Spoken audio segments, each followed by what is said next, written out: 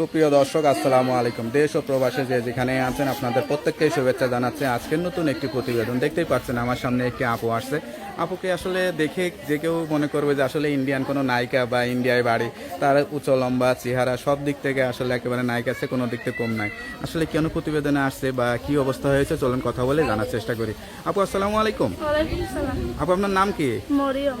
মরিয়ম। আমি তো মনে করলাম বোম্বের কোনো নায়িকা টাইকের নাম টাম কইবেন হয়তো। আপনার পরিবারে কে কে আছে? পরিবারে আমি একাই আছি আর আমার খালা। বাড়ি কোথায় আপনার? আমার বাড়ি রাজশাহী, আমার দেশের বাড়ি। রাজশাহী। হ্যাঁ। থাকেন কোথায়? থাকি যে নবীনগর। নবীনগরে থাকেন। হ্যাঁ। মা বাবা আছে? না, কেউই নাই।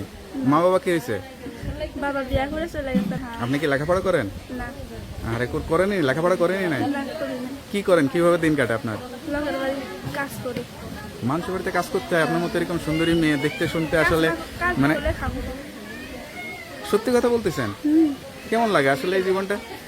অনেক ভালো লাগে, কাজ না করলে খাবো কি? আর কোনো ইচ্ছা করে না? কাজ করা ছাড়া তো কত কিছু করা যায় মানুষের জীবনে, মানে এই ধরনের বিয়ে শাদী বিয়ে সাথে করে করা হচ্ছে একটু মিডিয়াতে কাজ করা যায়, অভিনয় টভিনয়, নাচ গান